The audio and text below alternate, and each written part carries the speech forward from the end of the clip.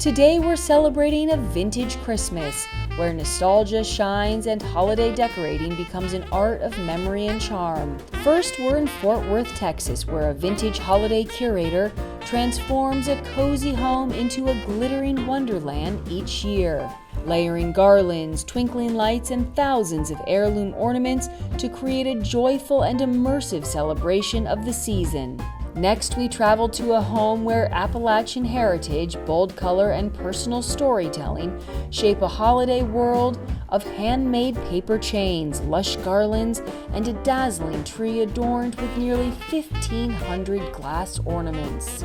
And finally, we head to New Jersey, where a prop stylist and antique collector has crafted a warm, nostalgic retreat filled with treasured decor, cinematic holiday vignettes, and the kind of timeless coziness that invites you to stay a while.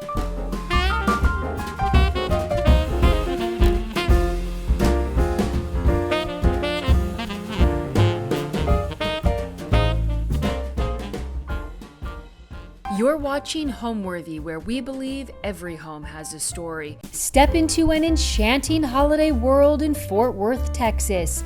On today's episode of Homeworthy, we'll meet Leben Reby, who has transformed his home into a winter wonderland. He has thousands of vintage ornaments covering his tree. He begins decorating in November, and today he'll give us a tour of every corner of his home brimming with cheer.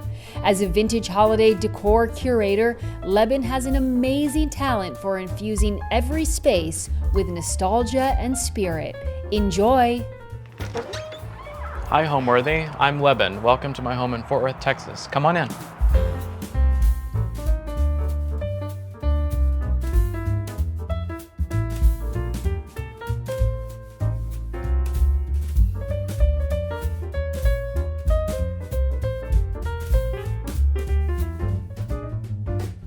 This holiday season, get ready to unwrap the most magnificent holiday homes with Homeworthy's 25 Days of Christmas. For the month of December, we'll take you inside the most heartwarming houses, decked out for the holidays in true festive fashion.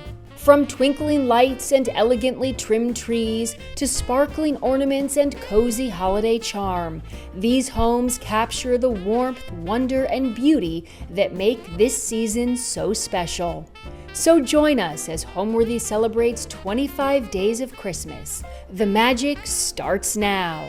Raise your glass. Cheers! Merry Christmas! Happy holidays! You're watching Homeworthy, where we believe every home has a story. I'm Leben Reby, founder of Vintage Holiday. I offer a curated selection of holiday items, and welcome to my home in Fort Worth, Texas. I can't wait to show you around. This home was built in 1940, and I have been living here since 2019. And the style is just pretty classic of the time period, pretty minimal for that time period. The house was in good condition when I bought it. It's been renovated over the years. And so I really haven't done a lot to the house other than paint, wallpaper, and decorating. So I typically start decorating November 1st or right after Halloween. And I'd spend the month of November decorating. So I always start with my vintage putz village on my mantle. It's something that I can get done in one day and it doesn't make a huge mess. So it is the first thing that I do. It's my favorite piece of decor that I do for the holidays. So it always kind of gets me motivated to then get everything else out and get going. I start usually with garlands and wreaths. I use all artificial inside just so that I can start earlier. And so I get all my garlands hung in place without decorating them yet. And then after that, I set up the trees. And then that's when I start to, once all of that kind of foundational layer is done, that's when I start to then bring out all of the ornaments and start putting things on the garlands, on the wreaths and the trees, etc. So it takes me all of November, but it happens in stages, or I do a little bit each day. I like to get it done by Thanksgiving though.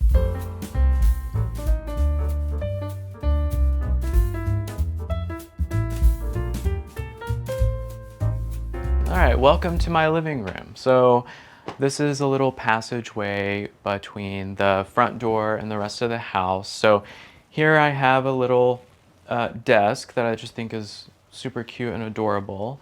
And I've just put it behind the sofa here, and I've styled it with some hurricanes and some amaryllis bulbs and little apples. Over here I have an antique hall tree. We just hang coats and scarves, and have a little bar cart here. I kind of just like to add little things. They don't all have to be vintage, so these are newer, and I've added these little bows. I liked the way these wreaths looked on the plates. I actually sell these wreaths on my website, so a little trio of boxwood dried wreaths. And if we come along this way, I like to use bulbs like paper whites, amaryllis for the holidays. I just think that that's a really nice touch. So these are little brass squirrels, were my grandmother's. So I've tucked these into the little pots here. I just thought that was a fun little touch.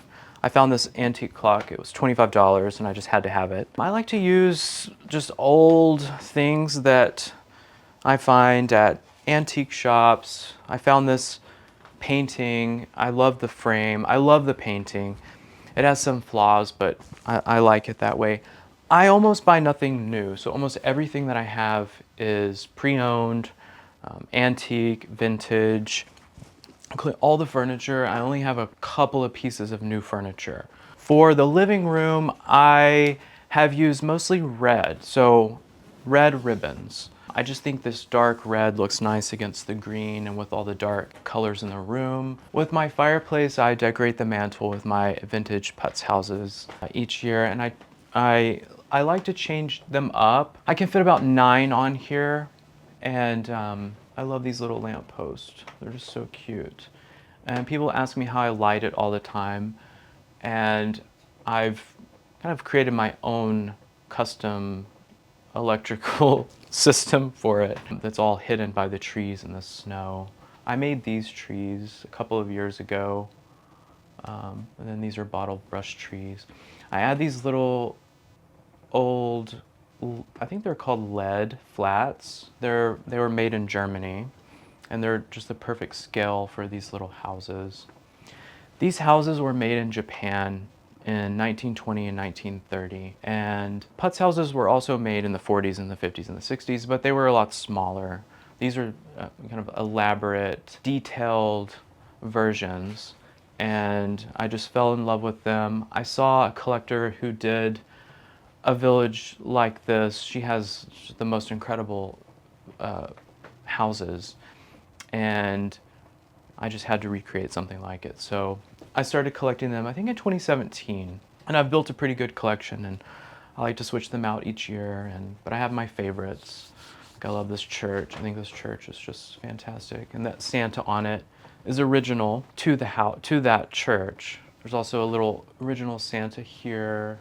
This little snowman. They're just fun and quirky, and I would like to live in this little village, I think. And then on either side, I always put these blow mold toy soldiers on either side of the fireplace. They're really the only blow molds that I use in my decorating, but I just think that they're really cute. And I kind of like to have a bit of kitsch mixed in. So I love to use this old tinsel. So this is old metal tinsel. They don't make it anymore, and I've collected it. People would save it year to year, and so I've collected a good amount of it to use on my trees. And this year for this tree, this is a live tree. It's the only live tree I do in the house. I really wanted to keep this a bit more monochromatic. In keeping with the theme of this room, I wanted this room to be just a bit more red and green and simple, but then obviously I've covered it in tinsel. I was not intending to use the tinsel on this tree, but it felt like it needed something, and so I started to put a little bit of tinsel on. And then with tinsel, I can never just do a little bit. I think I'm gonna just do a touch of tinsel around, and then I end up just layering and layering and layering until it's just dripping. So I rarely just do something all at once. So I usually work on things over a couple of days, kind of put a little bit on, assess, put a little bit more on, assess. So I would say this probably took me 2 hours total to put the tinsel on. So this tree topper I bought this year, I wanted something just white and bright for the top. And it's just a plastic tree topper that I got on Amazon, but it was a little simple, so I covered it in glass glitter, German glass glitter, to give it a little bit of a sparkle. And I think it turned out really good. I like it. I'm happy with it. I have different wrapping paper for all 3 trees this year. So this year in here, I can only fit a few presents underneath here. So I did red and gold underneath this tree. And then when we get to the other rooms, there's different themes for those rooms. But yeah, I just kept it simple in here. This garland, it's faux garland. For several years, I would only use real garland, real trees, but it's difficult to do that when you decorate early. And they dry out and they become a fire hazard. They get sap on your walls. So I switched to artificial garland a couple of years ago, and it's pretty realistic looking. I mean, so realistic looking that you really can't tell unless you're feeling it or looking at it super up close. But I had these custom made, and yeah, I've really enjoyed using the artificial garland. It just makes things a lot easier. The only real live, other than the flowers, you know, is this tree. This tree is the only real greenery that I've used. Everything else is artificial or preserved. I sometimes decorate these garlands, but I just didn't this year. I played around with several different ideas and nothing really felt right. I really wanted this room to be a bit simpler, and sometimes I just don't decorate the garlands. Sometimes I do, sometimes I don't. So I left the garlands in the living room blank this year and just added white mini lights. So I have them on the fireplace here and around the doors leading to the dining room and the kitchen. It doesn't look like it probably, but I like to try to leave as many things that are just in the room, already in the room, and just layer Christmas on top of them. Now, obviously, like to put a tree here, I have to remove the table that's here, and I do remove some things, but for the most part, I just leave the room as is and layer Christmas on top. So I don't use decorative holiday pillows. I just leave what I already have. Except I do have one tiny one over here. I just loved this one. I thought this was so funny that I had to get it. So that's the only seasonal pillow I do have. I just thought that was fun and quite ominous, but I had to get that one. And over here, I just like to add some of these vintage ornaments and bowls around. I think that's, you know, just sometimes the easiest little touches are fine and make a pretty big impact. So I collect vintage ornaments. That's probably my main collection, are vintage Christmas ornaments. And then I also collect vintage putz houses, specifically the older ones from 1920s, 1930s. They're a bit more elaborate. Those are the 2 main holiday collections that I have and that I focus on. I also collect a few other things, a few blow molds, some ceramic trees, just anything else that kind of catches my eye. But the bulk of my collection are ornaments and putz houses. When people come into my home for the holidays, I want them to feel taken back to a different time, maybe their childhood, maybe a special Christmas that they had. I want people to feel comfortable and warm and cozy and loved by the home. Gosh, I'm gonna cry. I guess I am pretty sentimental, especially about the holidays. So yeah, I just want people to feel good and positive, and they might feel a bit overwhelmed just because there's a lot going on. But yeah, that's what I hope people feel when they come into my home.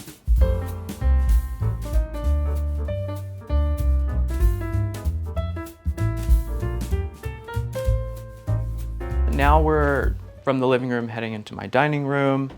This is where I really kind of up the vintage feel. This is where I use most of my vintage ornaments. So since this is part of kind of leading into the living room, I've kept these wreaths simple, which is these red ribbons to kind of reflect that room and that transition. But I've set the table with little ornaments and this vintage ceramic Christmas tree. My aunts all had these when I was growing up and I thought they were so fun. So I thought this looked like almost like a Christmas tree cake. So I've put that in the middle of the table. I've hung little wreaths on the chairs. I don't know if you can see those. And then over here, I have decorated the garlands in the dining room with my vintage ornament collection. So I think that looks really nice, and to reflect the ornaments that are on the tree.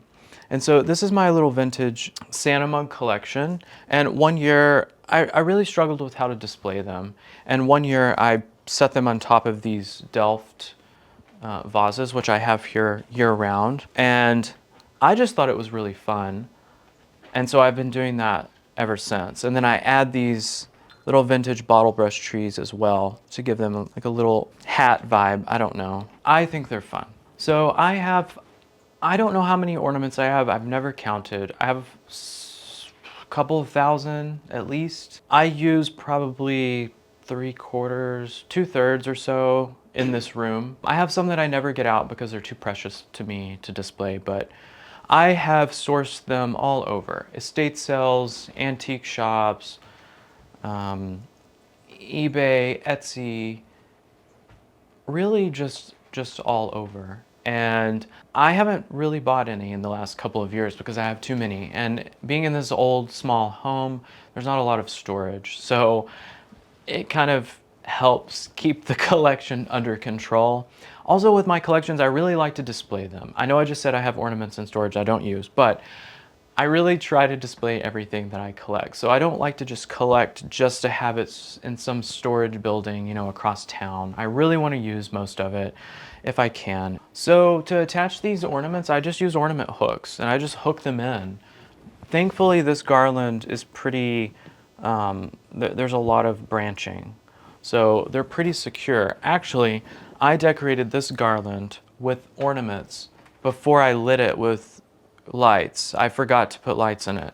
And I thought there's no way I'm gonna get lights in that garland and not knock off and break 5 or 6 ornaments. But I did, and not a single ornament fell off. So, and I mean, it's pretty secure. That's the way I've been doing it for several years now. I do the same thing with the garland over the kitchen arch, and just simple ornament hooks work. Yes, I love to give this guy a little festive bow tie for the holidays. Yeah, so I've wrapped gifts in marbled paper and I've put them underneath the sideboard here. They're similar to the ones that I have underneath the Christmas tree. I just thought it needed this kind of fullness here. I don't really put anything underneath here of interest outside of the holidays, so I felt like it needed this kind of overabundance of gifts here to kind of just add to this overabundance in this room. I made these crackers. These are called Christmas crackers. These don't actually crack. The ones you find in the store, you know, you pull on each end and it pops and toys come out. But I just liked the way this paper, I had this paper left over from wrapping gifts. And I felt like the place settings just needed something festive. And so I made these one night and added these to the table. And I thought that looked really nice. The tablecloth is a green toile that I purchased that online. It is new. So some things are new. A mix of vintage. So the plates are old, the silverware is old, these cups are old, these cups are new. Obviously the vintage Christmas things are older. So I like to mix mostly old with a little bit of new. I think keeps it a bit fresh. This is my dining room tree. This is where the bulk of my ornament collection goes. This is the tree that I sell on my website. I have struggled for several years to find a really good artificial tree, and I used to use real trees only, but with this many ornaments, it's really difficult with a real tree to keep the branches from drooping significantly. And in fact, one year, all the ornaments were just on the floor because the branches the tree just did this. So with this collection, with this many ornaments, artificial is just the way to go. And this is a really great tree. It has all this open space here. So I can really get in and place these ornaments in here deep down, and then they're still hanging. So they have just kind of that, I don't know, vintage kind of look to all hang so nicely. I mean, you wouldn't want to put this on a tree that is too full, because then you wouldn't be able to kind of see all of this, this kind of dripping effect of the ornaments. And then you can't layer it as well. So this tree allows all this layering. And then this base. So this base I also sell on my website. Sorry, this is becoming an ad for all my products, but I love this tree base.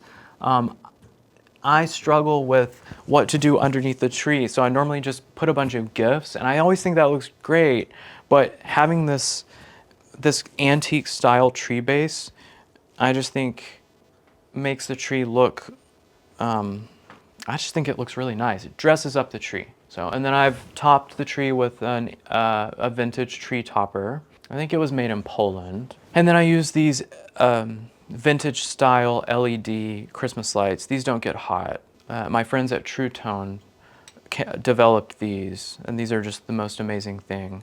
Because I used to use all vintage lights, and they were very, very hot and would easily melt this tree. So it's a good invention for those of us who like this vintage look but don't want the danger involved. So I typically, when I decorate the tree with this tree, I typically decorate a section at a time.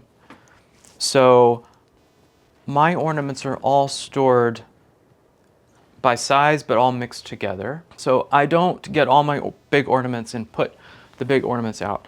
I get many different sizes of ornaments piled up on the table, and then I decorate a section at a time. And the reason I do that is because I don't have to hunt for an empty space or the perfect spot for an ornament. If I decorate this limb all at once, it's very easy to see, where an ornament needs to be, and then I just move on. And so I kind of do that all the way around the tree and then up. And I find that speeds up my decorating process. I also pre-hang my ornaments. So I have a rack, and I don't have it out, but I have a rack, and what I do is it's just two pieces of wood with some dowel rods across it, and instead of getting an ornament, hanging it, and walking over to the tree and whatever, I pre-hang a bunch of different ornaments on the rack, and then I just bring the rack over to the tree and just hang directly from that. I do the same thing when I undecorate the tree. I hang it all in the rack quickly, and then take the ornaments off and box them. So I find that speeds things up for me. It makes it just, anything to make things go a bit faster or be a bit easier is great when you're decorating for Christmas and putting this many ornaments on the tree. And I don't know how many ornaments are on the tree. Last year I got 1,400 on. I didn't count this year. I might count when I take them off, but I usually am just in too much of a hurry to get them on that I forget to count. And these ornaments, these are probably a range of dates. They're all vintage. They're probably from the early 1900s to about 1960. They range, but I would say the majority of them are probably from around 1950. And they were made all over the world. There were ones made in America, Poland, Italy, Japan, just a wide variety, and I love them all, and I like to mix them all. And something that people ask me is, where do you find such perfect vintage ornaments? My ornaments are, they don't look perfect like yours, and my ornaments don't look perfect. I actually don't like to only use the best examples, because I think mixing in the ones that are less perfect gives more texture. So you don't have this kind of, if you want a perfect ornament, you just go buy a new ornament, right? I don't want perfect new ornaments. I want ornaments that have wear and tear and tell a story and have been used and loved for years. This garland is all made from antique and vintage glass beads. I've rebeaded it, so these are all ones that I've created.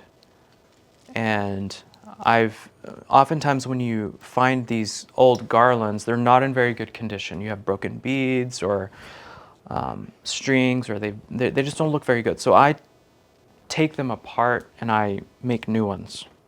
And I mix these larger beads with the smaller beads. And I like that. I think that really adds a lot. So for a couple of years, people on Instagram have been asking me, where do I buy this decor? Where do I get this? And with the vintage items that I collect, it's, you just have to go out and find them.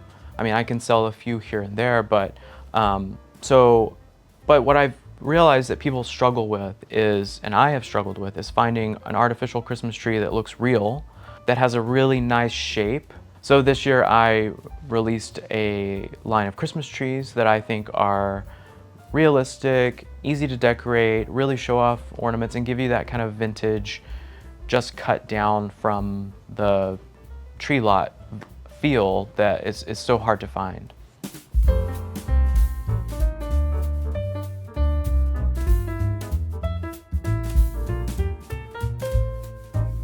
So my dining room is open to my kitchen, so this is the transition into the kitchen. And I've added another garland around this whole opening, and I've layered it with my vintage ornaments. This is the same, I layer it the same way that I do for the garland over the mirror in the dining room and for the tree. Same ornaments in keeping with the theme. And these are just hung on again with ornament hooks. I light this garland. I like to have just a little bit of lights. I don't like to have it, just blinding at night. On the island here, I've just added a little collection of vintage and new nutcrackers. I always like to put them out somewhere. This was a last minute addition last night to the island. The island is hard. There's not a lot of space, and then actually, we use the island, we use the sink, water splashes up, we eat here. So this is not a permanent display. This is just gonna be here for a little bit for fun, and then we'll probably move these guys elsewhere, but they look good here. I think they look fun, kind of standing guard over the kitchen. Okay, now we're going into the kitchen. I don't do a lot in the kitchen. There's not a lot of wall space in this kitchen, but I do love to add these wreaths to the kitchen doors. I just think that is a really good way, especially in a smaller kitchen where you don't have a lot of space, to add some holiday cheer to an otherwise kind of blank space. And then I've layered the islands with more garland. Here I've chosen to just use plain vintage ornaments. I like to use these bottle brush trees. These are newer. I have a collection of older ones and newer ones, but I've put these in the kitchen this year. I don't think everything needs to be decorated. I think sometimes they look kind of the decorated and then plain looks nice. I collect these old vintage holiday cards. Some of them were used, some of them were new, but I've hung those underneath the cabinets this year. I just think that's a fun look. Sometimes I put them in my garlands in the living room. I will clip them in. This year I wanted to do something different, and I thought that they looked really fun here in the kitchen. And then I just add little touches of vintage Christmas in the kitchen. So a little Santa mug picture. And I love these little boots. These are like paper mache Santa boots. So I just baked this cake this morning. No, but I just think that sweets are so nice looking during the holidays. So I love having sweets around all the time. And these were just too irresistible to pass up at the grocery store, so I've added them here for today, and after filming I'll have to have a little treat. So added another wreath here, just simple, with this red ribbon, and then here we have a kind of like a little bit of a bar shelf, and just little touches of vintage ornaments I've added in here. Little bottle brush trees, nutcracker nesting doll. I think it's pretty cute. I've put the other ones out as well. Just adding these little bit of touches. You don't have to completely, take this all off and deck it for Christmas, but adding a little bit here and there I think is nice. So I love collecting antiques and old things, and I almost never buy anything new. So I've decorated the house with just things I've found at antique shops or via auctions or estate sales, Facebook Marketplace sometimes. And it's just a collection of things that I love, and I don't know that it's a particular style. I've just tried to pull together things that are interesting to me and try to make them work all together as best as possible. The only thing I won't do for holidays is very minimal, pared down or with no color. But that being said, I really believe that holiday decorating should just be fun and you should just do what you want to do. I do. And you shouldn't try too much to keep up with what everyone else is doing or have everything too classy. I think that that just kind of takes the fun out of things. So I really have rarely seen holiday decor that is just too tacky for me. I love it all. There's nothing that someone could, I mean, maybe there's something that somebody could do that I wouldn't do, but anytime I see one of those houses that's just flashing and covered with things, it makes me feel good to see it. So I don't really have any holiday taboos other than I just personally like a lot of color, a lot of ornaments, a lot of things. So doing a minimal type of holiday would be harder for me to do, for sure.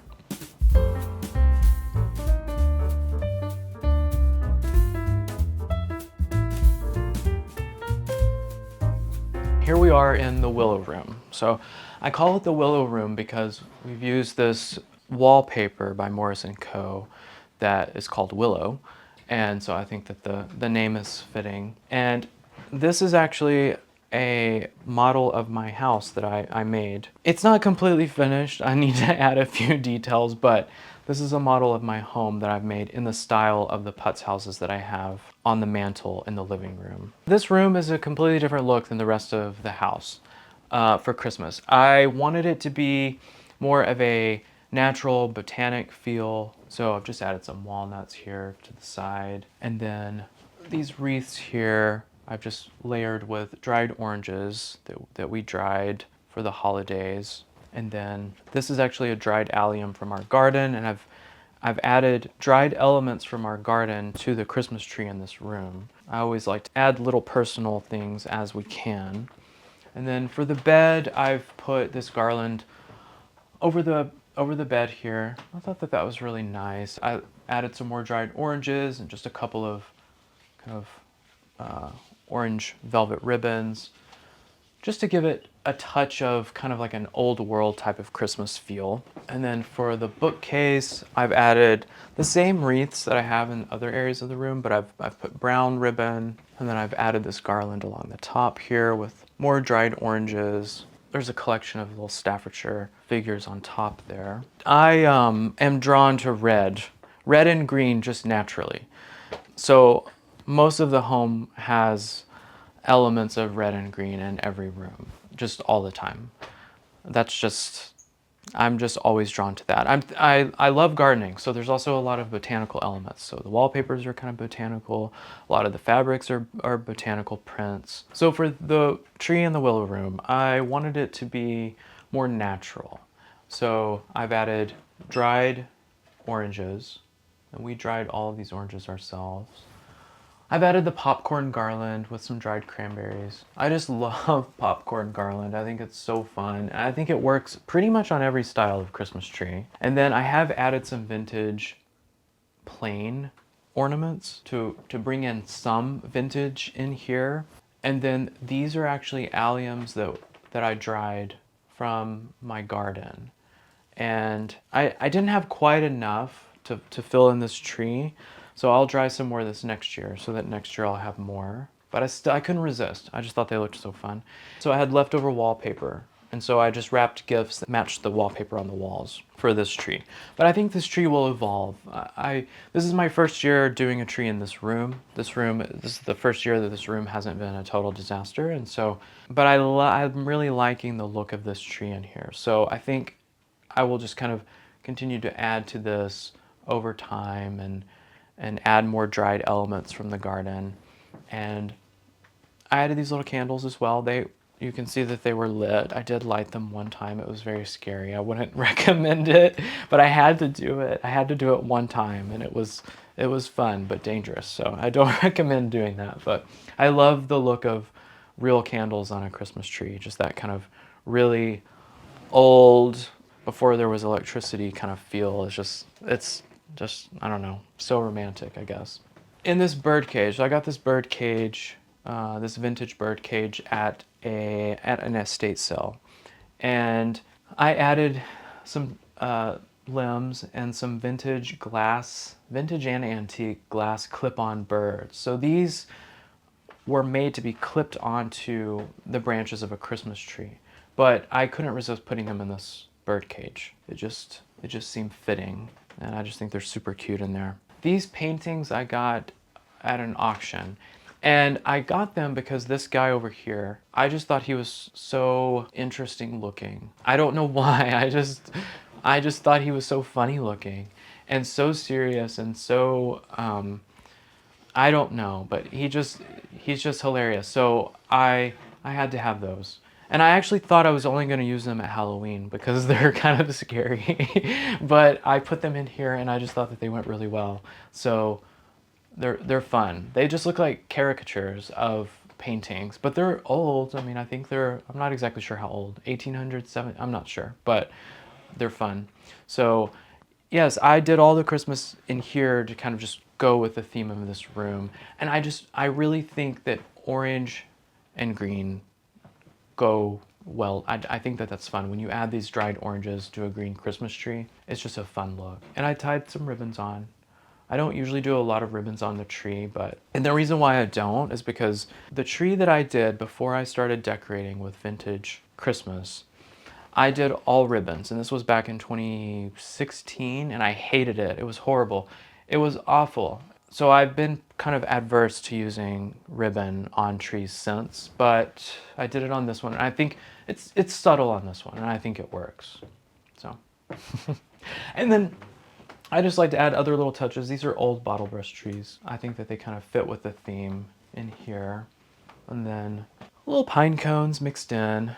This is definitely more of a natural theme in this room for Christmas. My love for Christmas all stems from my childhood. I loved Christmas growing up, and I specifically loved the decorations.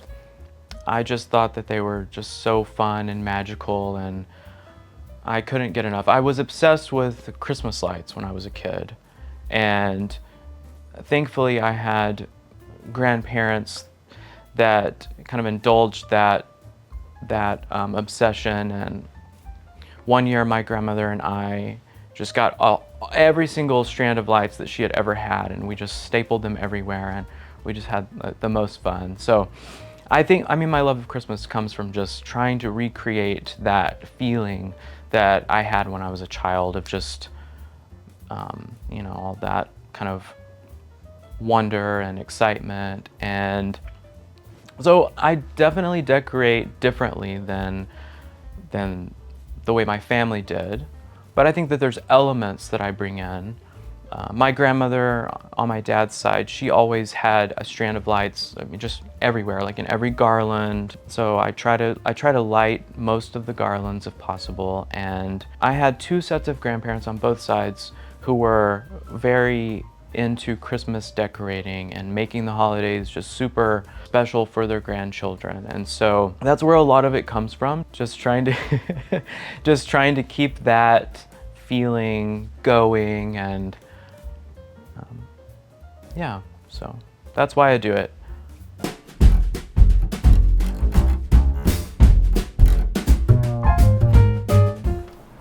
Hi Homeworthy, I'm Erica, and this is my home in York, Pennsylvania. I am so excited to have you here, and I cannot wait to show you everything. Come on in.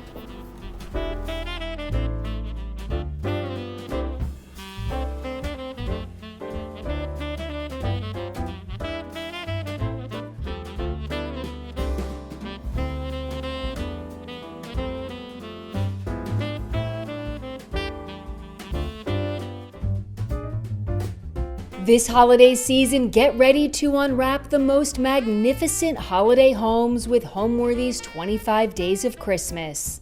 For the month of December, we'll take you inside the most heartwarming houses, decked out for the holidays in true festive fashion. From twinkling lights and elegantly trimmed trees to sparkling ornaments and cozy holiday charm, these homes capture the warmth, wonder, and beauty that make this season so special. So join us as Homeworthy celebrates 25 Days of Christmas. The magic starts now. Raise your glass. Cheers! Merry Christmas! Happy holidays! You're watching Homeworthy, where we believe every home has a story. Hi, my name is Erica Kikola, and this is my home in York, Pennsylvania. This house was built in 1917, and I believe it's an American Foursquare. When we first bought the home about 11 years ago, it was pretty much a complete gut job. We completely renovated the entire first floor. We redid the ceilings, we rewired the house, took out a wall, all new custom kitchen that we did ourselves. I've just gotten more confident with color and playing with pattern as the years have gone on. So this is, I think, the third or fourth iteration, and this is by far the most colorful iteration, but I also think that I have managed to infuse the most of my personality and culture and lived experience, kind of like you can see throughout the house, and I'll talk about it, different ways that I have put my journey of life into the space, and that's something that's really important to me as a designer. I think that your home should feel where you feel the most safe and healing and calm, and I really wanted to make this iteration be super cozy and nostalgic, but also super colorful. I, for a long time, have wanted to incorporate my heritage into the home, which is being from West Virginia, Appalachia. I didn't want to look like a Cracker Barrel vibe, so that's why I designed the wallpaper with all the color. I love color and pattern and texture and whimsy, but I want it to feel very cozy and never feel like pretentious, if that makes sense, because sometimes I feel like it can. My Christmas style is very nostalgic, very warm. I take a lot of inspiration actually from movies. I don't know, something about it just encapsulates the whimsy of childhood, and I really want to give that to my kids. I'm trying to give them the Christmas that I wish I guess had growing up.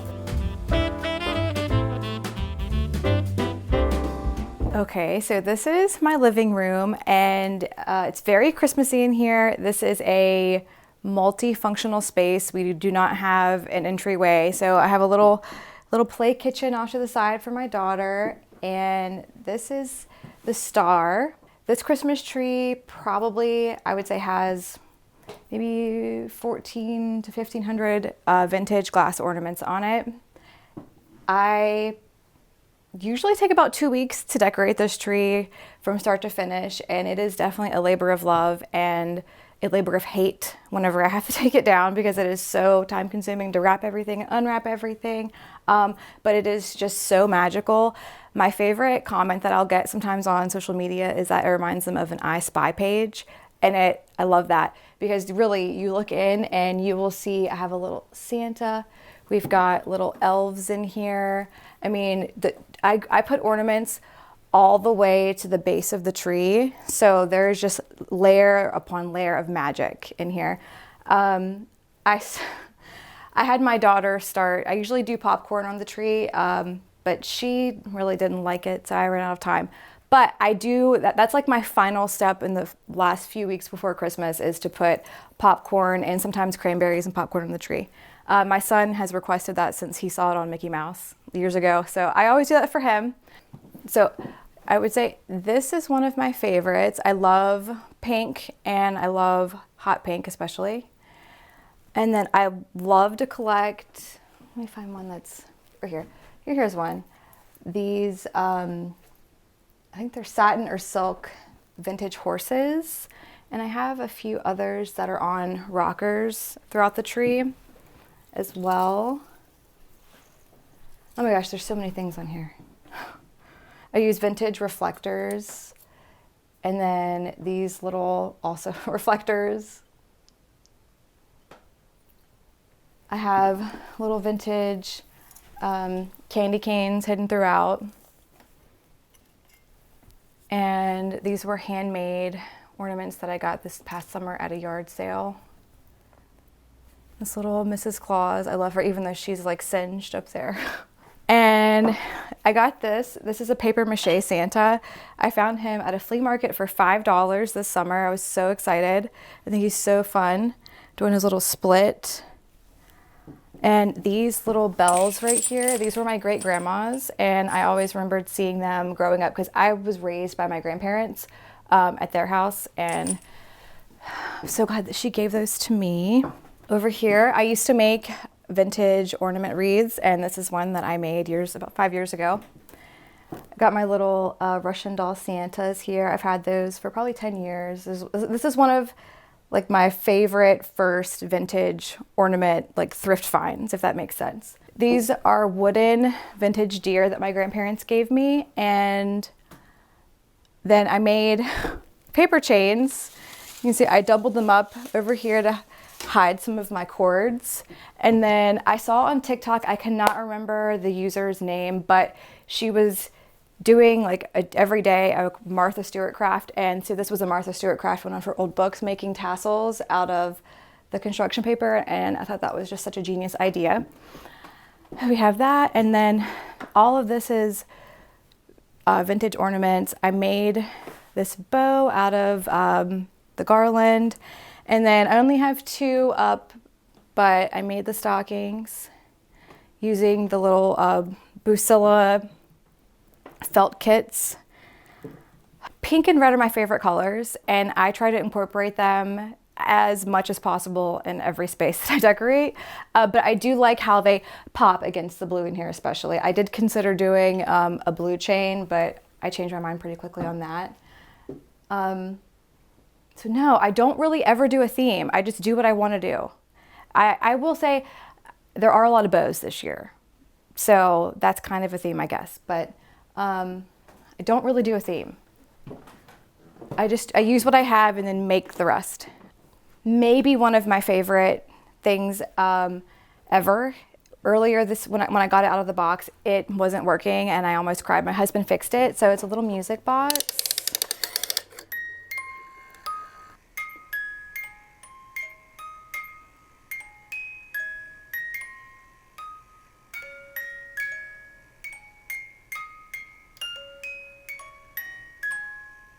So back in 2019, I saw a Facebook Marketplace post for a Christmas sale, and I was like the first one there, and there was an elderly couple that were retiring and moving to the Bahamas. So they were selling their entire collection of vintage Christmas decor, everything, and I bought all of it.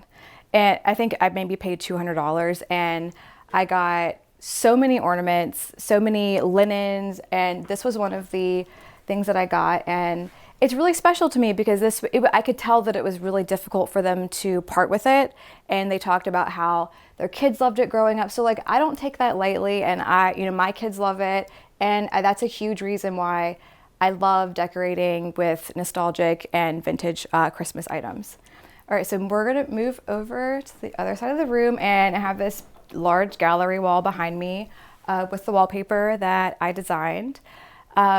One of the things that I wanted to do was incorporate more art, and I was having a hard time finding exactly what I wanted, and I really wanted to support Appalachian artists because that's where I come from, and as a creative, I know it can be difficult, I guess, there. Anyway, so I found an artist, her name is Rachel Edinger, and I found her on Instagram, and we came up with this. This is like a passion project for me. There are multiple little scenes.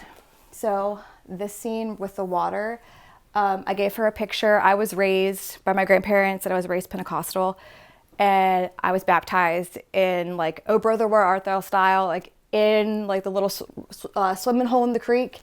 So that is what this image is of, and it's a love letter to mothers and to women is what this wallpaper means to me. It's a love letter to the women that raised me.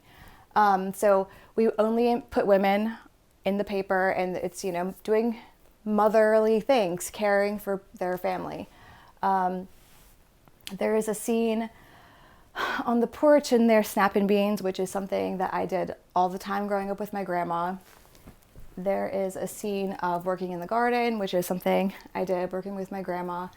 And then there's a scene of me and my kids hanging laundry on the line.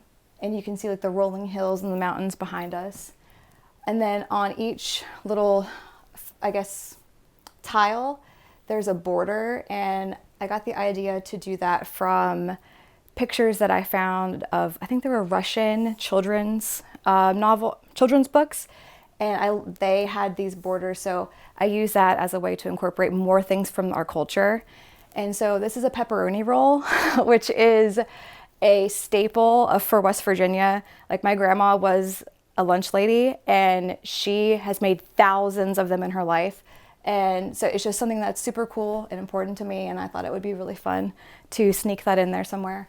I wanted it to look like three-dimensional, and the wallpaper kind of reminds me of a quilt, and I like that it's the geometric squares, but I also wanted to put stuff on it to break it up so that it wasn't so comic book looking, if that makes sense. And I love just to layer things on top of things. So we just have multiple pictures that I've thrifted, some art, some little shelves up here. Yeah, so I've wanted to hang garland up like this for probably the past 3 or 4 years. I just never did it. And finally I was like, this is the year, this is it. We kept seeing it in movies and my kids were always like talking about how pretty it was. So I was like, all right, I'm gonna do it. This is the year Mommy's gonna put the garland up like Mickey Mouse has. And I love it. I think it's so cool. And it just adds just like another, it's like next level, you know? So these sconces we bought in Baltimore. There is a big warehouse you can go, I think it's called Second Chance, and you can buy all sorts of antique things that have been taken out of old homes for really, really reasonable prices. So all of these sconces, I believe, were from the 1920s, and we bought them there. And I think I only paid $50 a piece for these, which is a great price. Whenever we did our last renovation, we tried to do only antique or vintage lighting. And I really like those. And I like how it feels just so cozy right here, like around the sectional. So the sectional it's from IKEA. This is the first big IKEA purchase I've ever made. And I like it so far. It's super comfortable. And it's the perfect blank slate to layer lots of blankets, partially because I have kids and I have a white couch. So there's always blankets and quilts on here, and it's cozy, and there's always lots of pillows. I just like to, I like pillows a lot. Yeah. I did layer the rugs. The top rug is vintage from Turkey, and then the bottom is just a plain standard jute rug. This is my first time actually layering rugs like this, and I really like it. I like that the lighter jute rug brightens it up because the floors are so dark, and that's my biggest regret whenever we renovated the floors, because these are the original floors, and they're not in super great shape. They probably need replaced at this point. But when we did our renovations years ago, I chose a really dark stain, and it shows all the dirt. Anyway, so the jute rug definitely brightens it up, and I wanted to do pink just because I thought it would be kind of unexpected in a blue room to have a pink rug, but I did want to make sure that there was a little bit of blue to pull and tie everything together in here. So I got this from Facebook Marketplace. I wanted to add something with more natural element to it because there is so much painted furniture and painted wood in here. And I found this quilt at a flea market this summer, and it is so beautiful. And it's double-sided. And it matches, I feel like, the colors in here so well. Oh, this is one of my favorite finds ever. And over here, so people always ask me if I have inherited like Christmas stuff from my grandparents or from my family members. And honestly, I don't have a ton. But one thing, my grandma has this house. And somehow this summer, I've never seen them before. I found 2 of them, each for $5. And I bought both of them because it reminds me of her. And this little ceramic tree, this one's not vintage. I made that with my daughter at a little pottery place.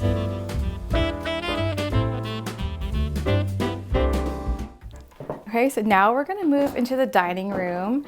And as you can see, we got a lot going on here. I made all of these garlands, and then the little cat ones are vintage dead stock that I've had for years and finally opened and decided to display them.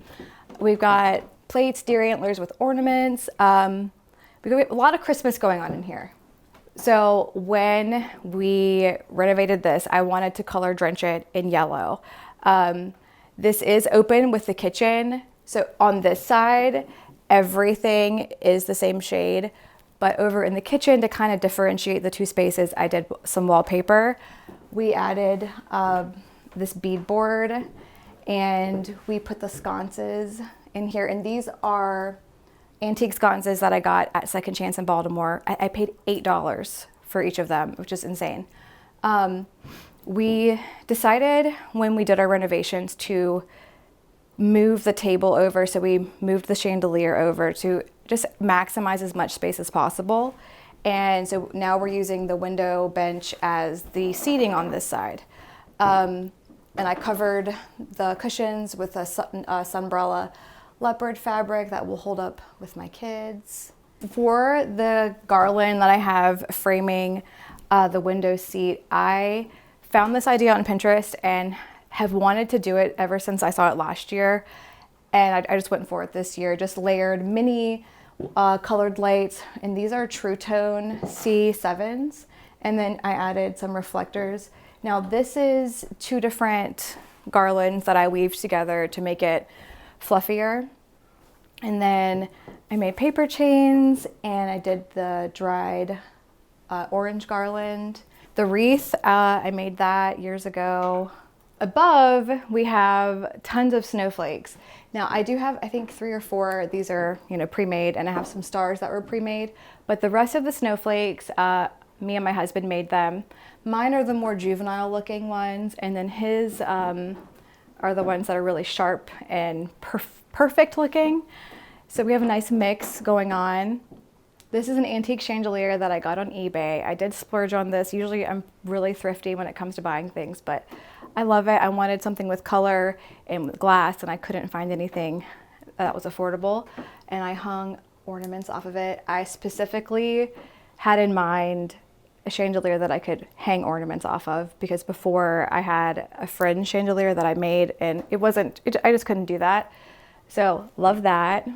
So on the table, I had a very maximalist, whimsical vision, sugar plum fairy.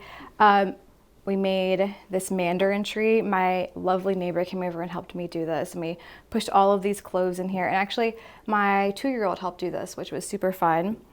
I did the candy tree. This took me about 3 hours. I'm not sure that I would do that again. It's beautiful, but that was very, very time consuming. And I just have a mismatch of plates that are thrifted, some little ornaments on here, these little angels that I got last year at the flea market. We layered cookies, and I have this dish with leftover candy from the candy tree, and then I put a vintage napkin underneath to kind of create like a picture frame effect. I don't know, I thought that was kind of fun with all of the different stripes and the colors going on. And also on the table, if you see, there's little velvet leaves. Those are from the 1950s. I used to use those when I made wreaths. So I have tons of vintage craft supplies that I try to use for decor. This year I am hosting Christmas Eve. So I'm gonna do like a ham, turkey dinner. I love to cook. So I'm gonna do, I go all out. Tons of sides, pies, homemade pie crust, you name it, I make it. And then Christmas morning, we usually do cinnamon rolls, and I make biscuits and gravy and eggs. It's pretty traditional as far as that goes, but I do make everything homemade because I love to cook. When we renovated this, we added all of these cabinets are new, and these shelves. I got the idea to do the shelves from Gilmore Girls. I saw it on there and I was like, oh my gosh, that's perfect. I love it. I can put all of my knickknacks up there and plants. Right now I have, obviously a lot of Christmas stuff. These are houses that I made a long, long time ago. And I did the little scallops with the beads and the bows to kind of mirror what I have going on the mantle in there. I have a bunch of dishes in here. Some of them are like, they're in queue, they're waiting to be hung. So like they have hooks on them, like this one. I try to collect stuff from West Virginia whenever I see it. So this is from the Cass Scenic Railroad in West Virginia. I need to hang this one up too. I have this one has a hook on the back. Over in this little corner area, we tried to maximize our space as much as possible. So we do have a mini fridge here, and we're gonna cover this up though eventually with a panel. We're still, you know, DIY takes forever. We're never finished. We did get a really fun nugget ice maker that's down there. That was a splurge. I wanted this area to be my tea area because I do drink tea probably 2 to 3 times a day, and I have all of my loose leaf teas, and I hang my cups over here. I usually have a tea kettle sitting out, but I put it away. And this is just a really cutesy, homey way. I don't know. I feel like a grown-up lady with all of these little tea things over here. So I did a kitchen tree this year, and this one's pretty tacky. This one has a lot of kind of novelty ornaments and a mixture of vintage ornaments on it. I do collab with a small business called Curated Home Decor every year, and they have really cool little kitschy ornaments like this sardines one. There's like a Diet Coke, there's a regular Coke, and these little mushrooms. So I just mixed that in with these are vintage handmade ornaments, and I made another bow garland to go on here. I have some vegetables too throughout. I think there's like some pea pods in there. I think it's just really cute and fun, and I like to not only just use, you know, antique ornaments. I actually just recovered these because my kids had them looking disgusting. Yeah, I just used the same Sunbrella fabric that I have over in the window seat and covered these with that. I like to use, that's one thing I also like to use, a leopard print in every room in some way. I mean, I like it a lot. So where does my creativity come from? I have no idea. I have always been like this for as long as I can remember. I have always loved Christmas. I've always loved decorating. I remember trying to make wreaths when I was like 4 years old out of a coat hanger at my grandma's house. I have always just made things into something else. I've always taken something and made it into something else. It's just how I've always been. I'm inspired a lot by pop culture, but like vintage pop culture. I love the colorways that they use, especially vintage cartoons. Oh my gosh, the colors are so beautiful. I'm inspired by nature a lot. Everything. I'm inspired by everything. I also like to dress in a creative way. I always like to have my nails. I wear jewelry. I just feel like I am kind of shy sometimes, so I've always just put my personality for everyone else to see in a different type of way, I suppose. So figuring out your style is definitely a journey, and I feel like mine is evolving more and more, and I'm refining it as years go by. I think a really good way is to take like on Pinterest or just images off the internet and put them into separate categories.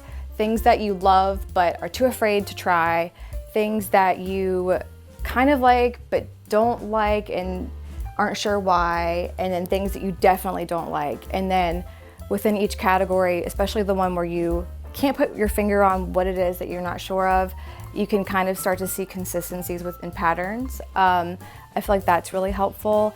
And then whether the stuff that you love but are too afraid to try, I always just say, like, people are so afraid to use color, and I know that it's like cliche. People always say, oh, like throw pillows. To me, I think a really great way to try out color is to try with painted trim. It seems like a drastic first step, but I think that it looks so cool and almost always adds something to a room. I think that every room needs something vintage in it. There needs to be some patina. If everything is brand new, it starts to become very generic and formulaic, and it looks like you just went to a big box store and bought it. It doesn't have any soul or personality or depth to it. So I think it's super important to have at least one thing that has some H to it.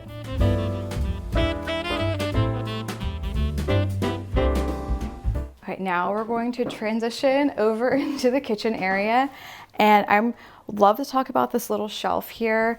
I saw this, and I had my husband build it for me whenever we did the renovations, and so our old counters were all butcher block, so we use some of the butcher block that we took out as the shelves, kind of paying homage to that. And I just put cookbooks, and there's also a bunch of outlets for iPad chargers and whatnot that I hide back there. And so over here, this little run right here are the OG cabinets that we put in when we first did all of our renovations. And I really did pick out something timeless, you know, shaker cabinets, glass doors, and then just a beadboard backsplash, and then the sink. We did replace the faucet with this unlacquered brass, which I really love. And then we put in the soapstone, which I really love. I went with this color yellow because it reminds me of butter, and someone told me that my kitchen reminds them of the Ghosts kitchen on the Barbie movie, if that makes any sense. And that was like the nicest compliment because it's so warm and cozy, and it reminds me of the 1940s. When I was decorating this room for Christmas, I just wanted to imagine that I was Mrs. Claus and like what her kitchen would look like, and then I just went from there. I got 4 of these on Facebook Marketplace. The listing said that they were from the 1950s from a department store display, and I was like, oh my gosh, I have no clue what I'm gonna do with them, but I have to buy them because they're so cool. I'm never gonna find something like this again. So here we are. I've got 2 more hung in the stairwell, and I had a bunch of haters telling me that they were a little bit too big for the space, but I don't think that's true. This tree was another recent find. I had found the tree that's on the back of this door about 5 years ago, and I loved it, and then just happened to see a little miniature one the other day, which was really awesome find because that doesn't happen that often. I just did more paper chains, more dried oranges over here. I got these pink curtains from Etsy, and I love them because I like to use pink whenever I can. And this little moment right here, these are from True Tone. I love True Tone, by the way. So these are LEDs and they don't get hot. And this year they came out with these halos, which I think look so freaking pretty. So when I renovated, I did the color drench, but I decided to do wallpaper in the kitchen just to keep the spaces somewhat separate, even though they are open to one another. I love the wallpaper. It's from Cole & Sons, I believe. I think. This cat clock, I've always wanted one ever since I saw it on The Simpsons when I was a kid, but I got the girl version. So this is new. This is not vintage, but I think she's really, really fun. This little light over here, my daughter thought it was the ugliest thing ever, but I think it's so fun. I want my kitchen to feel like an Appalachian, like Meemaw, but that's like really eccentric and Mrs. Claus. You know what I mean? Like that's the vibe that I go for in here. And I put, oh gosh, I got this pediment on Etsy, and I think that adds like a nice little focal point in this space because this board I could not take off without doing extensive repair to the wall, and I did not want to mess with the plaster, so I just left that up and decided to put the pediment over to kind of make it look a little nicer, I think. Because I do everything DIY. Me and my husband do everything ourselves, and somehow a lot of the plaster and drywall stuff has become my responsibility. So anyway, this is just a plant stand that matches my wicker outdoor set, and I thought it would look really cute with the poinsettia in here, and I was right. So I think it looks really, really cute. I just brought that inside. I try to use everything that I already have. I'm not big on buying a lot of new things unless they're old new things. So I love the trend, I suppose, of having like a little lamp in your kitchen, and honestly, it really does make it feel a lot warmer. So I just took and added some fringe to a lamp that I already had and put that there. And this is one of my favorite paintings. I've had this for, oh my gosh, forever. And I keep it in this spot.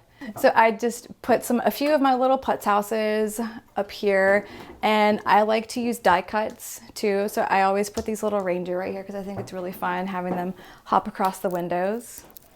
And I love putting wreaths on the doors too. And I got my this is a little vintage guy, little blow mold. And then more oranges with cloves in them. This isn't as magnificent as everything else, but my daughter Ruby, she is 2.5.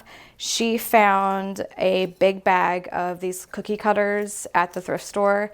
So this is her tree. This was her ideas, and so this is what her little tree is, because I don't like for the kids to touch the ornaments, the vintage ornaments, because they're breakable and they have lead paint. So anyway, that's her tree. I do consider myself a maximalist. I have a hard time letting go of things.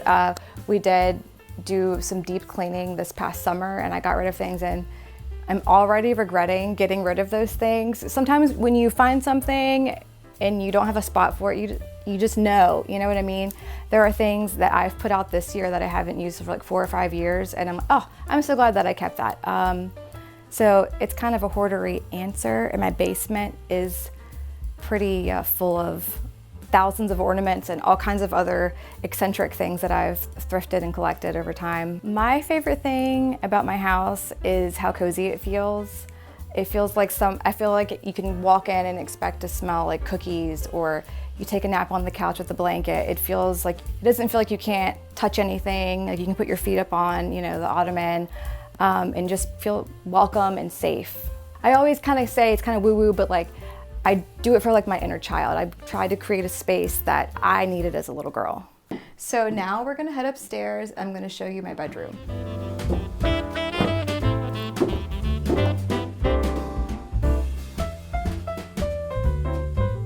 Here we are, and this is the main bedroom, and as you can see, I have color drenched this room as well. There is a lot of Christmas in here, and really not any room goes untouched in this house.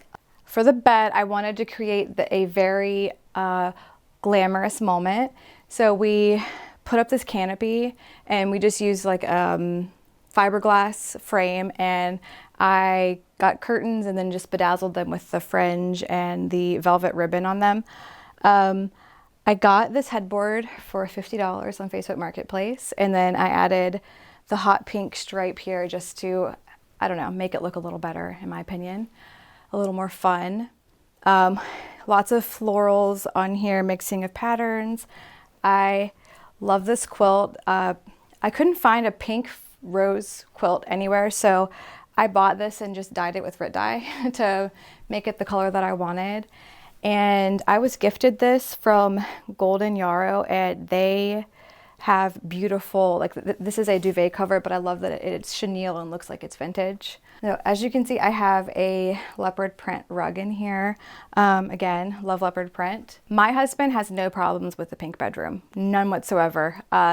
He knows that this is my passion, decorating is my passion, and I mean, he has opinions on things. I wouldn't do anything that he absolutely hated. But yeah, no, he just lets me pretty much have free reign to do whatever I want and explore, my creativity as much as I want in here. I wanted to kind of mimic how I did the green garland in the living room, but in a more affordable way. And also because I did the aluminum tree, I wasn't sure that green garland would look okay. I feel like, I needed to stick with silver. So I just got some tinsel garland from Target and used command hooks and some screws because a few of them fell down, and then just made a ton of bows. And you can see I have 2 different colors of bows and materials because I just kept running out of fabric. I have made so many bows this year, it's kind of crazy. And then these are all vintage glass ornaments that I hung up on here, and I just did a variation of fuchsias and reds and in varying sizes. I tried to rein in the amount of color that I used, just because this is the coral is so bold in here. I got this vanity last year. It's from the 1920s. I love it. This makes me feel like a vintage starlet when I'm sitting here and doing my makeup. This is one of my favorite things ever. And I made little, I guess, kind of curtains with the garland. I just took little strips and wrapped floral wire and just kept adding it and shaping it the way that I wanted to. I have some little putz houses down here on the vanity and this little swan with ornaments in it. I got these lamps, I forget what they're called, but these are from the 1920s as well. I have another one downstairs and I think that it's so fun. And this little brass clam lamp that I got, I think I paid $5 for that a few years ago. Like, that's an insane price. Now it would be so expensive. And yeah, and then I got this little vintage ottoman. And actually, my grandparents had one almost just like that when I was growing up. So that's kind of fun. I got this tree back in 2020, but this is only the second year that I've actually put it out. It does shed a lot, and I didn't like to put it out with the kids because they would just brush up against it and there would be aluminum needles all over the floor. So I was like, well, I'll just, put it on the dresser and that'll keep it out of the way for them. I made the tree skirt that's on here. I just had some satin fabric and extra tassels that I used on those curtains and just whipped that up really quick. And I put some little putz houses underneath with some bottle brush trees. And then I have this cat. She's a little diva moment over here with her pink bow. So I wanted to do a big gallery wall because I wanted to do a frame TV because we do like to watch TV in here. And I wanted to kind of hide it as best I could. This tapestry I bought on Facebook Marketplace. And I actually painted his outfit pink and some of the flowers pink just to make it a little more fun. This was painted for me by an artist, I believe her name is Stephanie Barron. She painted that for me based off of the colors in my house, but this was back when I had a lime green ceiling in the living room. This is just thrifted art. This little wall pocket, these are vintage porcelain roses in there. This little heart chair is a fan favorite and it is floating around my house at all times. I moved it up here to make room for the Christmas tree. It's been in the kitchen, the living room, the dining room. I got this for $10 back a few years ago at Salvation Army and I love it so much. This is sentimental, it's ugly, but this little stand here, my pappy made, I think in the 50s in shop class in high school, and he kept it in his shed and there's like black splotches from where he would like test spray paint on it to see if they still worked. And he passed a few years ago, so that's really sentimental to me. These were mirrors that I got on Facebook Marketplace and just did rub and buff on them because they were like brown, ugly plastic before to zhuzh them up. And I have some mid-century wall sconces there. And this nice little deer. I think I got this at Goodwill. It's kind of paying homage to my heritage in a weird way, I suppose. On each bedside table, I have these little Mr. and Mrs. Clauses, and these are actually made out of dish soap. So these were like DIY crafts that people used to do back in the 60s and 70s. So I think that's pretty cool. It has like sand inside of it. I guess that these were like little kits you could buy. And I just have a couple little putz houses and little embroidered runners everywhere. So for the chandelier, I made it, I designed it, made it. I ordered like organic cotton fringe and then I hand dyed all of the colors. And then my husband did the brass bands, everything, all of the working parts are brass. He was the one that made it like a working fixture. I just figured out how to make it look pretty. I used to sell these, but I don't anymore. And I had one of these in my dining room as well, but we just took it out for the orange one that's down there now. Home means to me a place where you feel it's your safety net, it's where you can grieve, it's where you can experience joy, it's where you can relax, it's where you can feel inspired. I don't know, it's everything. And that's why I think it's so important to have your home reflect your personality and your life's journey and the things that you love. Homeworthy, it's been so fun having you here today, but I have so much more decorating to do, so it's time to say goodbye for now. See you later.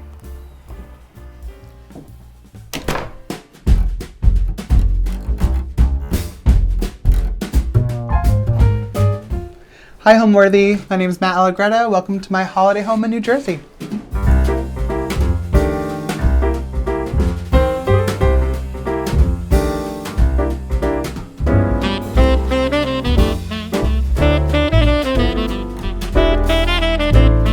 You're watching Homeworthy, where we believe every home has a story. Hi Homeworthy, I'm Matt Allegretta, and welcome to New Jersey, where I'm going to show you what I've done for the holidays. I was born and raised in New Jersey, and every weekend I was dragged to a garage sale or a thrift shop with my grandma and my mom, and the thrill of the hunt and collecting has really been just kind of instilled in me from a very young age. I actually have about 4 jobs, and they all kind of have to do with storytelling, and that's really how deciding what happens in my home really comes to light. So my main gig is I'm a prop stylist for photo shoots. So I style these rooms for people and environments to live in. I'm a visual merchandiser for a few stores. I am a antique dealer. I have my own little antique vintage booth. And I'm also, which I think is the biggest thing, passion project wise, is I am a set designer for community theater productions and have my own theater company with my friend. Everything that I do is storytelling. So when I find items and I look and hunt for items, it's amazing what stories they have to tell and how I can let them live on in my own home. I'm actually not a seasonal decorator. I don't usually decorate for holidays except for Christmas. It's my favorite collection that I have, and it's like 10 years in the making. It actually all started with a tree topper that's on the top of my tree, and I just fell in love with the colors and the shiny brightness and the kind of hope for this time of year. And as soon as I started that collection, I got more and more ornaments, and that moved into more Santas, and then got into different trays and bits and baubles, and I think it really started to kind of avalanche into something that's much larger than I would have imagined. But I just love the bright colors and the happiness of this time of year, so if my home can feel that way as well, I think it's a win.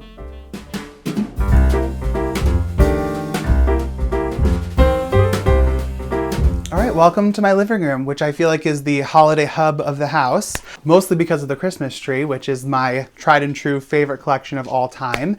Just full of collected ornaments from all over the world and all colors, and so nice. I think when I first came in here to this apartment, I just wanted it done, right? So I went to all the big box stores, got all random furniture, and then after a while I realized that I really didn't love the kind of generic look, and I really wanted something that specifically felt like me. So I kind of started scrapping everything and kind of picking up random found items, and on Facebook Marketplace, through thrift shops, antique stores, until I finally found something and a style that I really loved. I think I was really inspired by Nancy Meyers movies and that cozy feeling of home that really kind of inspired my everyday kind of design of my apartment. And then for Christmas, as a prop stylist, I'm constantly looking up inspiration. I'm on Pinterest all the time, through other people's Instagrams and other socials. And I just fell in love with these old 50s, 60s, colorful, bright trees that were not your traditional red and green, but teal and pink and hand painted, and that touch of the hand that makes things so special. And when people had to make Christmas decorations because that's what they had, and it just felt very special, and I feel like I wanted to bring that special to my space. So my bookshelves are actually a more recent addition to my rented apartment, and I think that is the biggest thing is I rent. So what can I do to make my home feel cozy and feel the way I want without doing anything too permanent? So I can't have built-ins, but I can use IKEA Billy bookshelves with a little extra trim and a little cool figuration to make something that's really, really fun and special. I actually don't really love to read, but I do love old books. I love the look of a library. So I have been collecting books for years. I think that They add so much texture and warmth to the shelves. And I always believe they're called bookshelves for a reason, so we should always have books on our shelves. It shouldn't just be decor. So I love to, sporadically introduce decor with the books as the main component of the shelves. I really love to switch them out all the time, from the holidays to seasonal stuff, but really I like to just change all the time, all my things. I'm constantly finding new thrifted and antique items and vintage items, and just showcasing them in this way really showcases them so beautifully. They all have, a perfect place on the shelf. When designing my bookshelves, it was also very important to me to have some kind of system. So each section, each cube of the shelves is actually organized by type of book. So these are actually all of my sea stories. So you'll see, great sea stories and sailing books and things like that. And then I have like fairy tales and poetry and Shakespeare, all in kind of individual units. So I also kind of use that just as a helpful in designing. So I did have the ship painting in my ship stories section. And then when I was bringing things out for the holidays, which I absolutely love, these handcrafted carolers that I got in an antique store, I splurged on these because they were so special and different. And they really have that handmade touch of the hand feel.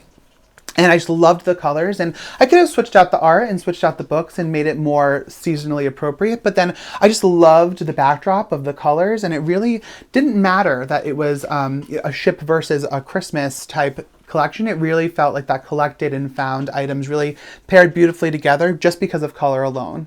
I'm actually terrified of Santa. And I've always said this, I've always been a little scared of a strange man coming into your home at night, but I do love the idea of how jolly and happy he is. So when I'm collecting Santas, I'm very, very specific about specifically their face. They really need to be jolly. This old store advertisement is a really great example of he's just so happy. Again, jolly is really the word, whereas other Santas could look very scary depending on their face. I particularly love this chalkware Santa I recently got, and this little guy here, definitely more Father Christmas rather than just like jolly old Saint Nick. I think that kind of aspect really adds a lot to it as well. It's funny that I am not the biggest fan of the Santa imagery, but I do have a lot of them. They have very specific requirements. They have to be jolly, and I feel like I've done a really good job curating that. Because the Christmas season comes around earlier and earlier every year, I love the look of garland and greens in the home. I did have to go faux because they're up for so long and I didn't want to have to change them out. It gets expensive and messy. So I went with this faux cedar garland, which is absolutely stunning. It's like real touch, real feel. And then just to make it a little bit more me, I found these amazing vintage, wreath picks. And I just kind of sporadically put them throughout.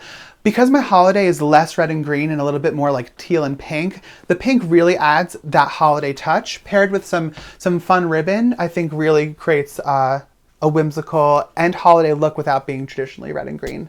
If you want your home to feel as cozy as a Nancy Meyers movie, here's a little tip if you're renting and don't have a fireplace. Go to your TV, go on YouTube, find a 12-hour long fireplace, and you got that cozy, even hear that little crackle, and it just adds that little bit of coziness when you don't have a fireplace. I actually don't really watch TV all that often. I really don't have the time with 4 jobs, but I do feel like it's important to have. And when I want those like nights in, it's good to have a TV. But I did want to enclose it or encase it in something that was less prominent in the room. Like my room is definitely not based around the TV. So I really wanted a cabinet that was able to close the doors. I ended up finding this cabinet on Facebook Marketplace for relatively inexpensive. And I knew that it was all wood and it was kind of like cheap wood. So I wanted to kind of spruce it up a little bit. And I painted it this beautiful green color. It kind of blended in without being a statement in the room. Again, I didn't want the TV to be the main aspect of the room, but I kept the inside wood, so it kept that warmth and coziness. And then I just started filling it with things I love, the additional books from the bookcase, making sure that is paired through and around, and then really filling it with really fun holiday items. If it's handmade little ceramic trees or little handmade other Christmas items, I think it just adds that, it's a great spot to showcase some of those holiday items. Again, not having a fireplace, I was also able to get some stockings. This is the perfect little spot for my stockings for Piper and I. So one thing I do love, which I feel like a lot of people are kind of iffy about, is taxidermy. Always vintage taxidermy. I'm not going out hunting and stuffing. I just really feel like they add a lot of that old world charm. I have 4 pheasants in the house and 2 deer heads.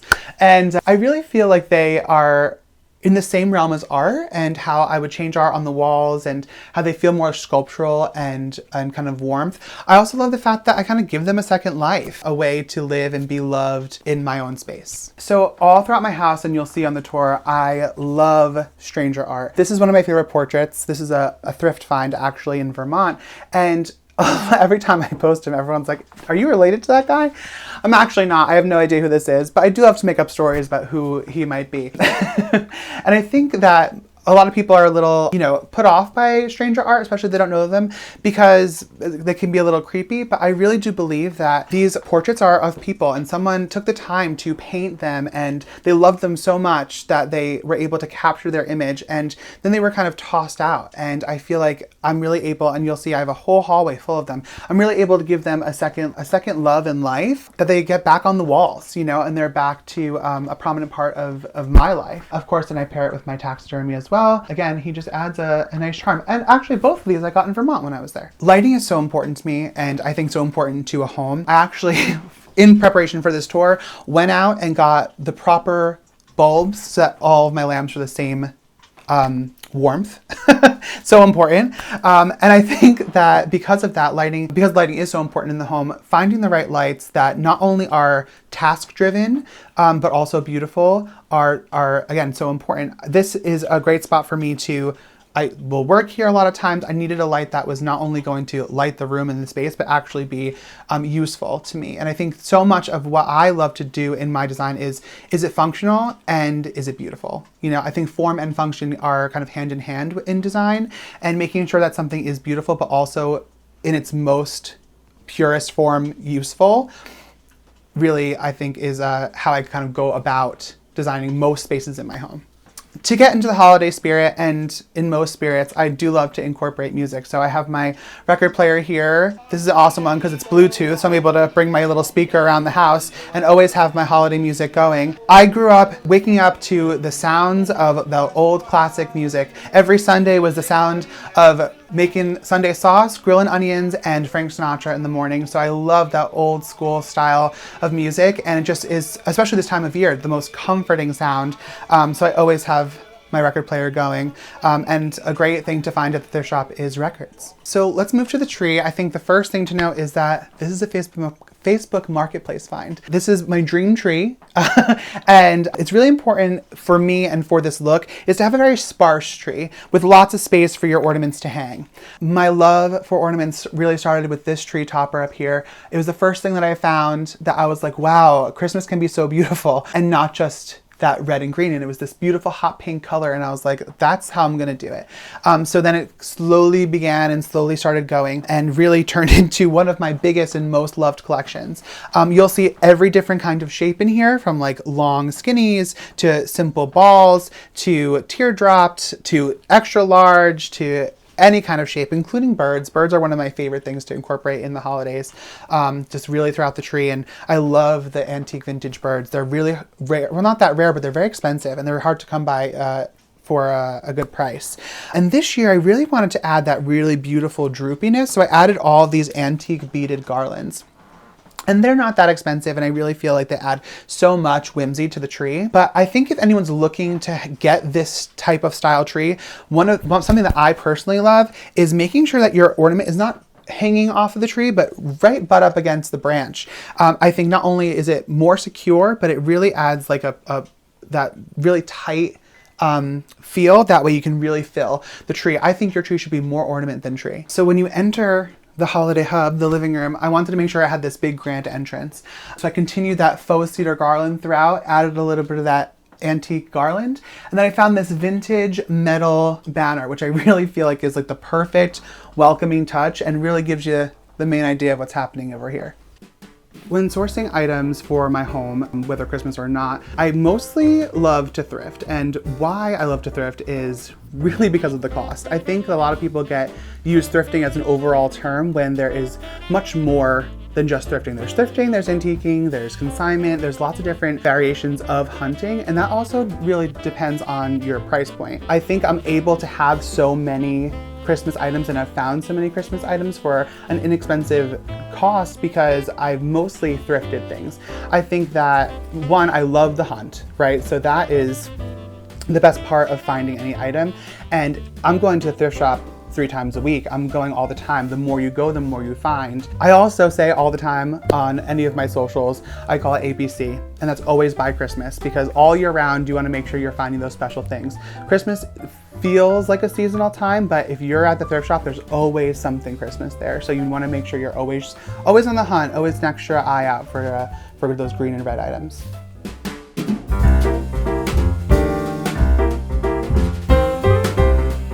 When I first came to look at this apartment, I actually was a day early from when it was on like the market, and I took it right then and there, and it was really because of this kitchen. I think a rented kitchen is really hard to love, and when I saw this basically clean white kitchen, I was like, I'm going to love this and make this the perfect place for me. I'm not a big cook. I love to cook and I love to bake, but this kitchen definitely is inspiring to do so. In most homes, the kitchen is the heart of the home, and that is no exception for me. I do everything here. If I'm working, if I'm crafting, if I'm cooking, it's always happening here. This is like the biggest thoroughway in my apartment, but also it's the place that I spend my most time. And that also means that it needed to be as beautifully decorated for Christmas as the rest of my apartment. So I added a lot of really fun details. Every nook and cranny that I could possibly hit, I definitely tried. I always have these beautiful collected thrifted baskets up over my window. Again, giving that like cozy kind of country style. And I just, instead of doing garland, I just added a whole bunch of faux picks into there. It feels like garland in its own way. So my ornament collection is so vast and so large, and I really have a few favorites. So I decided to do a small countertop tree in my kitchen of all my truly favorites, the super old ones or the specifically special ones that I personally love in finding my collections. I love the Santa heads, the birds, the bells. There's lots of really beautiful, intricate, detailed ones. I also love this little lemon, like perfect for the kitchen, the candlesticks, and I just really felt like this was, again, I'm here the most in the kitchen, so it really felt like this was the spot that I wanted to show off some of my absolute favorite, my favorite pieces in my collection. So they're, I think, the most beautiful. The nutcrackers are actually a little story behind them. I think so often when something is broken or damaged, we tend to discard them and throw them out, send them to the thrift shop. I decided a couple of years ago that I was going to find all the broken and battered nutcrackers I could find and make a little collection of those misfit toys. So you'll see every one of these nutcrackers is missing a nose or missing a foot or maybe a little too well loved.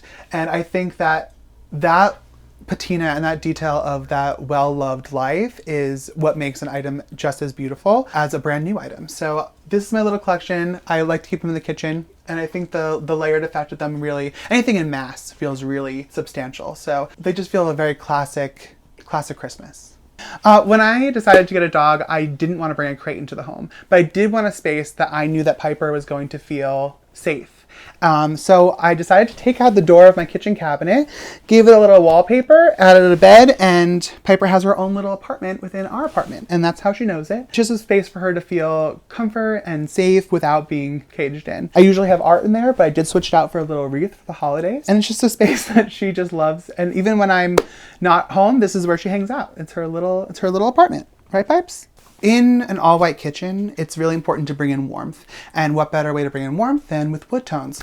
So when I was out flea marketing, I found a few items that I felt were perfect countertop items. And if it's this drawer set or this old pie safe, it really adds that, again, that warmth that you're missing in the all-white cold kitchens. If it's bringing in a pasta board or a cutting board and old stoneware bowls, what are the ways that you can bring in that coziness to your kitchen that's not only functional, but also beautiful? I have an immense collection of dinerware. You'll see it all throughout my home, not just my kitchen because I love it so much. But the best part about it is that it's indestructible. These are what they use in the diners. This is, you throw them around, and they have such a beautiful story to them. They have all these great little details. A lot of them are customized to the diner or the restaurant that they're at. And they have really great style. I particularly love buffalo china. It's a little collection that I have, and growing. And I'm being very specific when I thrift now. I'm only keeping buffalo and everything else I'm bringing to the Point Pleasant booth.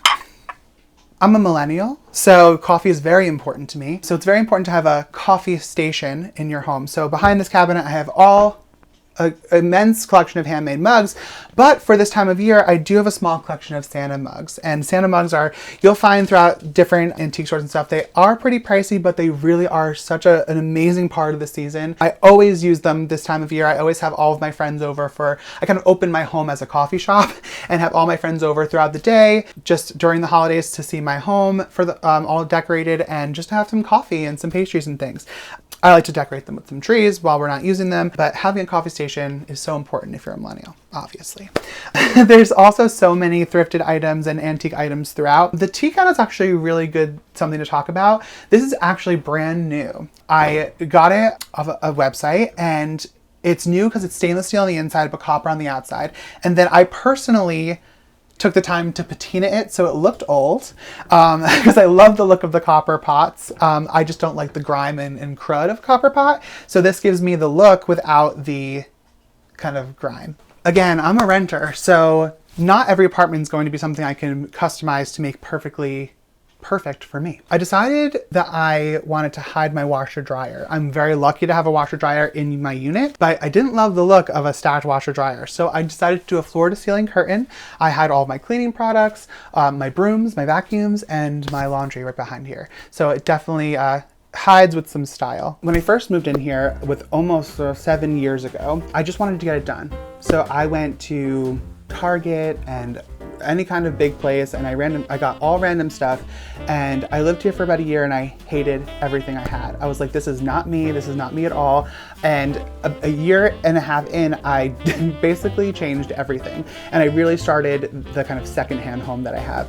I've collected from, again, thrift shops or antique stores or anything like that, and I found items that personally I love. And I think when you're designing a space, if you love it, it goes. There doesn't have to be anything cohesive about color or anything. If you love it, then that's enough to make it work in your home, in your space. So I just filled my space with things that I love, and I love being here. It definitely is a labor of love and definitely time intensive, but I think I've really created something special to me, especially because I rent. I can't truly make things fully my own. So I think finding these items and arranging them in such a way that feels right really adds that home aspect to my house. On my holiday home tour, you'll find lots of things that you're not going to find at a big name store. Lots of homemade items from old family members, old store advertisements, glass ornaments from all over the world in every color under the sun, and then just everything that is going to make you feel that holiday feeling.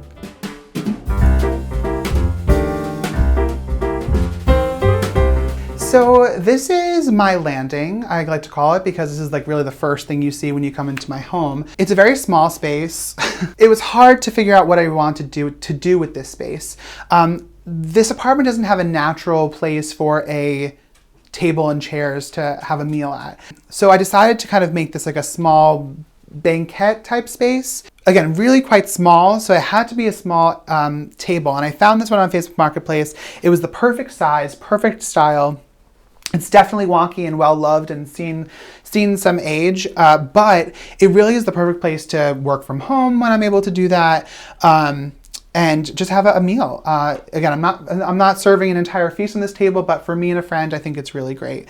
I also am an avid art collector. So I really needed a space, really wall space, to highlight as many pieces as I possibly could. So you'll see everything from original oils to prints to, again, any kind of artwork, including more pheasants and taxidermy. I also Again, light is so important to me. I just recently thrifted this light.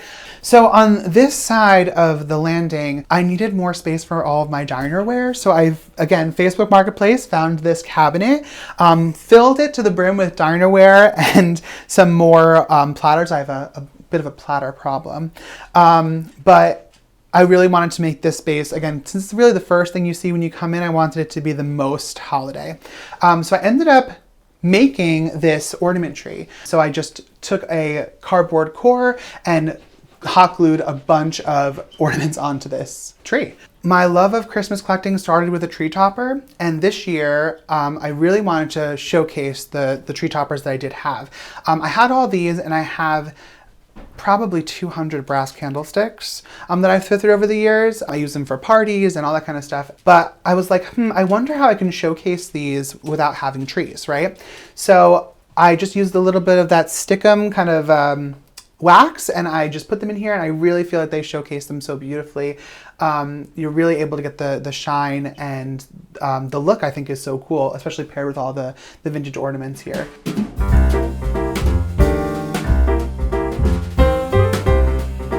So you guys came at a perfect time.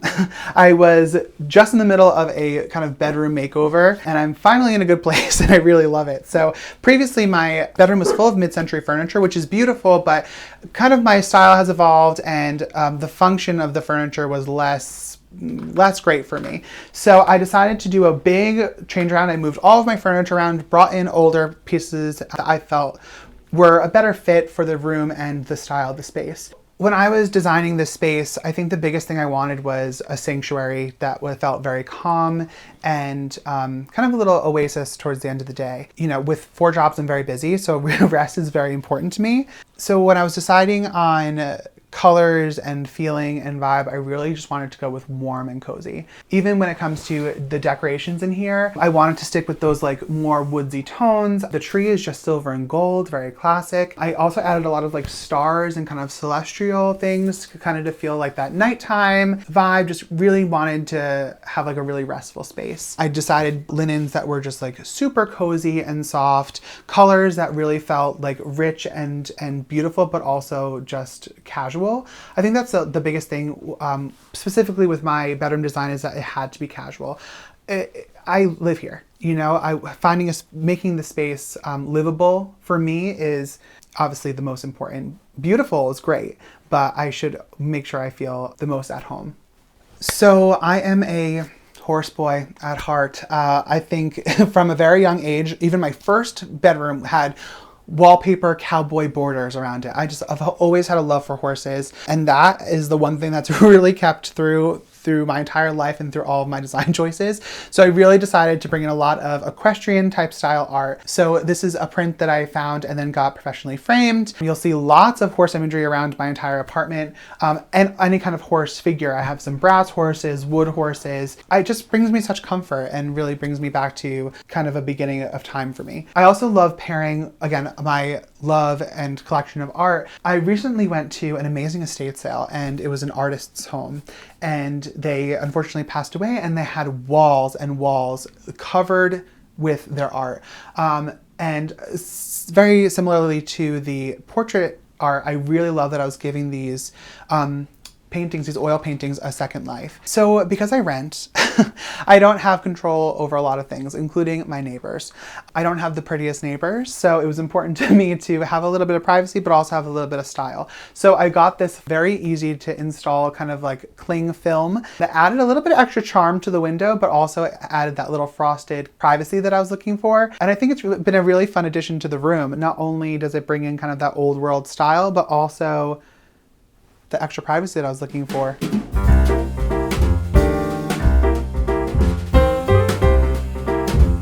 Welcome to the Portrait Gallery. Most of my collections take years to collect, and this is no exception. This has probably taken about 8 years to collect as many portraits as I can, and the collection just continues and continues. I have yet to stop looking and finding them. Stranger art is one of those things that people are a little iffy about like what kind of spirits am I bringing into my home, I welcome them very much because I really do feel like they needed that extra, the love. I couldn't imagine discarding a loved one or a friend at the thrift shop or at an estate sale, so I tried to rescue as many as I can. I don't know a single one of them personally, but I do love to make up little stories. You know, we have Regina George over here, of course, and a whole bunch of random people that I just decide to make up stories for. We got grandmas, we got cousins, we got uncles and brothers, and it's all fun. I also have one dog. But yeah, I just, as I find them, I get them, and I just try to save as many as I can.